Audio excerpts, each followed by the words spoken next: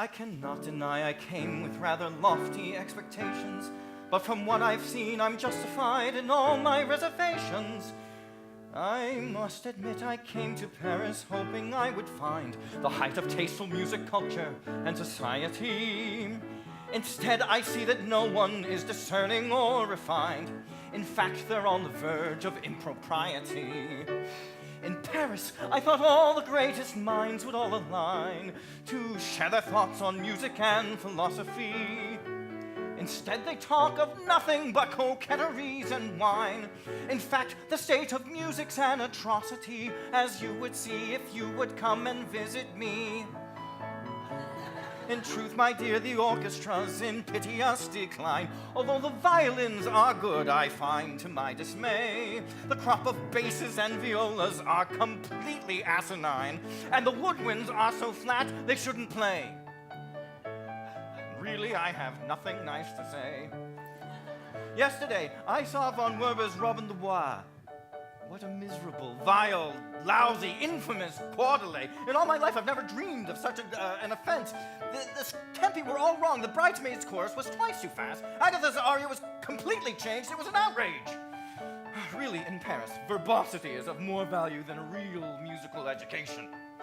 It is the breeding ground of mediocrity, and I'd gladly come home tomorrow if I could. I miss you, Felix.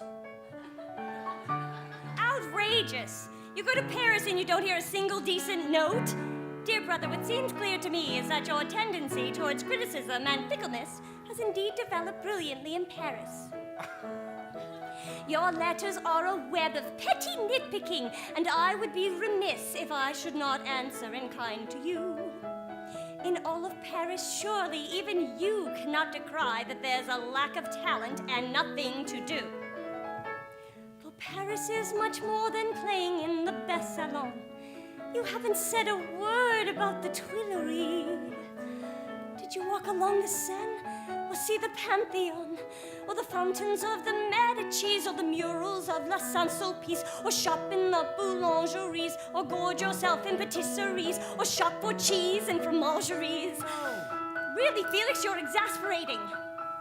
In closing, I must say, dear clown, that you have gone insane if you do not exploit this perfect opportunity. From Hummel and Rossini, I would surely not refrain from learning everything I could if it were me. Respectfully, your loving sister, Fanny.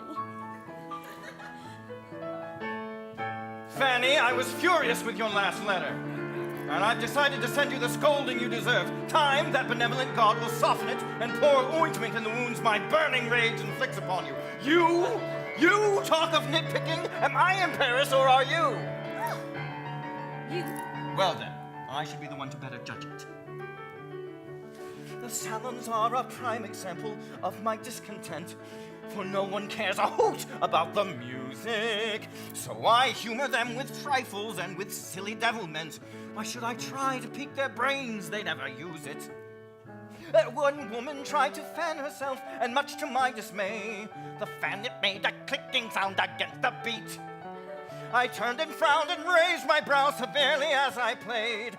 Then everyone sat still until my concert was complete, despite the thick, ungodly heat.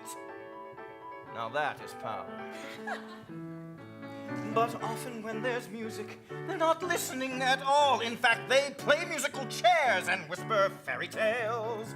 And on ad nauseum, till dawn, as I recall. But I will spare you all the unsavory details. Well, thank you. And even your Rossini's not as good as you'd have guessed. He's a puzzling mix of superficiality.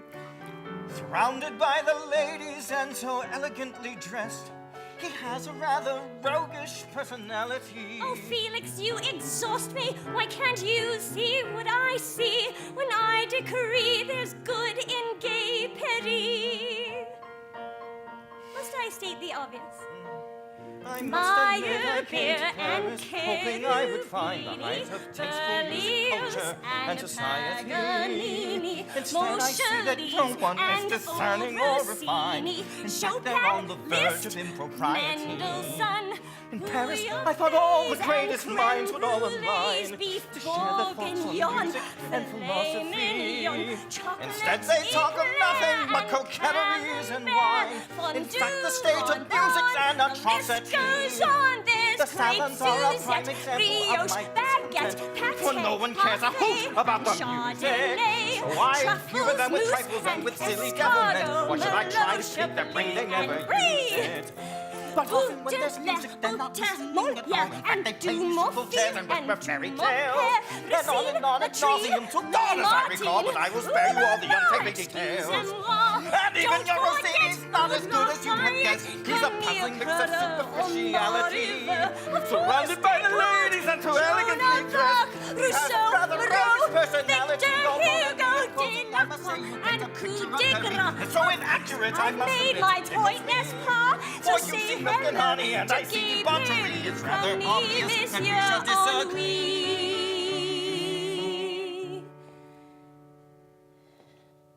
We'll settle this vis-a-vis.